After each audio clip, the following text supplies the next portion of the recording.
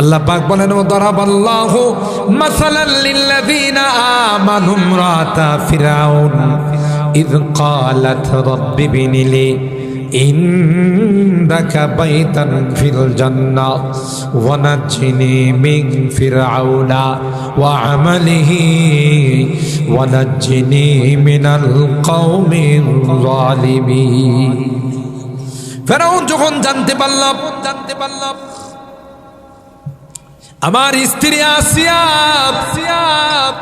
আমার ঘর সংসার করে কিন্তু সম্পর্ক রাখে মুসা নবীর সঙ্গে, তাকে শাস্তি দেওয়ার জন্য প্রস্তুতি নিল। তাফসীরে অনেক বিস্তারিত আলোচনা। আসিয়া যখন দেখলো ফেরাউন আমাকে অপমান করে বিশ্বের মানুষের সামনে শাস্তি দেবে, আসিয়া হাত তুলে মালিকের কাছে কয়, আল্লাহ তোমার নিকটে আমার জন্য জান্নাতের একটি বালাখানা বানিয়ে দাও। হযরতে আসিয়ার দোয়া আল্লাহ কবুল করে নিলেন। দুনিয়াতে থাকতে আল্লাহ আসিয়াকে জান্নাতের মাকামটুকু দেখাই দিলেন। ও ভাই, তাইলে কি বোঝা গেল সম্পর্ক কি বাহ্যিক না কলবের? অন্তর দিয়ে মহব্বত রাখতে হবে।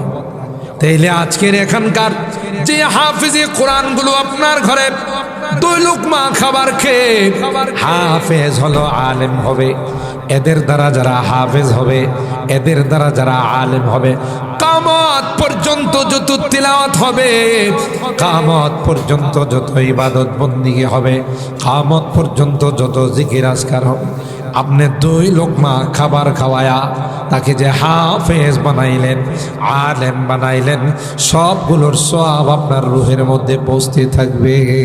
নাহনুল খালিদাতু ফালা নাবিদু ওয়া নাহনুন নাইমাতু ফালা নাবআসু। এত সুন্দর গান গাইবে যে গান তোমার জীবনে কোনোদিন শুনো নাই, আর বলবে আয় আয় তোমার জন্য আমরা দীর্ঘদিন পর্যন্ত লালায়িত। এ যুবক, যৌবনকালের পাগলামি তুমি ছেড়ে দাও।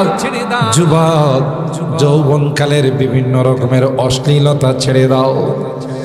আল্লাহ ডাক দিয়া কয়, কিয়ামতের কঠিন ময়দানে আমি আল্লাহ তোমাকে আরশে আজিমের নিচে ছায়া দেব তোমার জন্য। আল্লাহর হাবিবের যৌবনকালে দ্বিতীয় নাম্বার ওপেন হার্ট সার্জারি হয়েছিল, 3 নাম্বার ওপেন হার্ট সার্জারি হয়েছিল মেরাজের রজনীতে। 2 জন ডাক্তার, একজন হলেন জিবরাইল আর একজন হলেন মিকাইল। ওটি হলো অপারেশন থিয়েটার, এটা হলো হাতিমে কাবা। ওপেন হার্ট সার্জারি করেছে, মেডিসিন ব্যবহার করেছে আবে জমজম। ডাক্তার 2 জন ফেরেশতা, হাসপাতালটা হলো হাতিমে কাবা, মেডিসিন হলো আবে জমজম, চিকিৎসাটা হয়েছে বিশ্বের সবচেয়ে সেরা রোগী মুহাম্মদুর রাসূলুল্লাহ সাল্লাল্লাহু আলাইহি ওয়াসাল্লাম। কেন করেছেন? যে আপনাকে অনেক দূরে যাইতে, ইনদা সিদরাতিল মুনতাহা ইনদাহা জান্নাতুল মাওয়া ইয ইয়াগশা সিদরাতা মা ইয়াগশা মা যাগাল বাসার ওয়া মা তাগা লাকাদ রাআ মিন আয়াতি রাব্বিহিল কুবরা। ঊর্ধ্ব জগতে যাওয়ার জন্য যে পাওয়ারটা দরকার, সেই পাওয়ারটা আপনার ভিতরে এই ওপেন হার্ট সার্জারি করে ঢোকানো হয়েছে। সুবহানাল্লাহ। আল্লাহর হাবিব, আমি মেরাজের ঘটনা বিস্তারিত আলোচনা করতেছি না, আপনারা জুমার মধ্যে শুনবেন।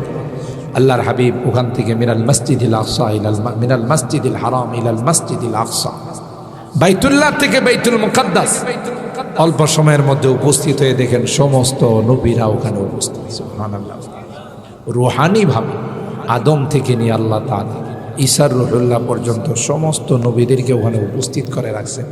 2 রাকাত নামাজের ইমামতি করবেন সৈয়দুল ইমাম সৈয়দুল আম্বিয়া ওয়াল মুরসালিন, ইমামুল আম্বিয়া ওয়াল মুরসালিন রাসূল আকরাম সাল্লাল্লাহু তাআলা আলাইহি ওয়াসাল্লাম। 2 রাকাত নামাজ ইমামতি করার পর সবার সাথে মোলাকাত। জিবরাইল বলেন, হুজুর সময় নাই, তাড়াতাড়ি চলেন, আরো অনেক দূরে, প্রথম, দ্বিতীয়, তৃতীয়, চতুর্থ, পঞ্চম, ষষ্ঠ, সপ্তম আসমান, সিদরাতুল মুনতাহা, আরশ, কুরসি, লৌহ, কলাম, জান্নাত, জাহান্নাম, সব কিছু ভ্রমণ করায়া, সব কিছু দেখায়া মুহূর্তের মধ্যে আবার আল্লাহ মক্কায় পাঠায় দিলেন।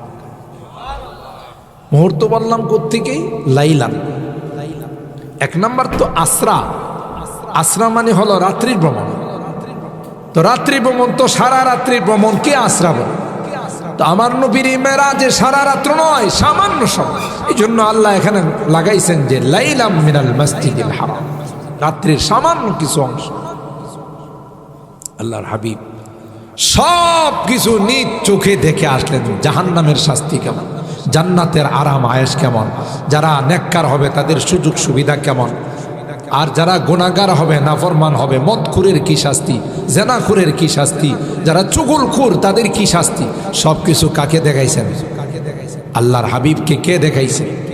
ও ভাই বলেন, কে দেখাইছেন? আল্লাহ দেখাইছেন। তিনি আয়েশা যখন ফজরের পরে বললেন যে আমি আজকে রাত্রে মেরাজে গেছিলাম, আমি সব দেখে আসছি, এই খবর যখন কাফের মুশরিকদের কাছে গেছে, এরা তো তালি বাজানো শুরু করে, আর দেখছো এতদিনে মুহাম্মদকে ধরার একটা সুযোগ। মুহাম্মদ এই অল্প সময়ের মধ্যে বাইতুল্লাহ থেকে বাইতুল মুকাদ্দাস, সেই মক্কা থেকে জেরুজালেম, ওখান থেকে প্রথম, দ্বিতীয়, তৃতীয়, চতুর্থ আসমান। চিন্তা করুন, এই শর্ট টাইমের মধ্যে সব ভ্রমণ করে তিনি চলে আসছে। এই জাতীয় কথা কি বিশ্বাস করা যায়?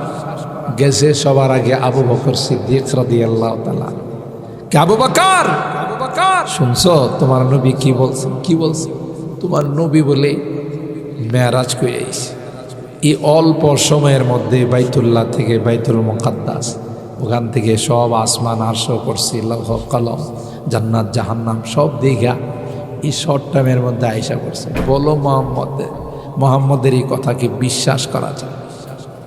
হযরতে আবু বকর বললেন, যদি আমার পয়গম্বর বলে থাকেন, আমার হাবিব যদি বলে থাকেন, তাইলে আমার যাচাইয়ের দরকার নাই।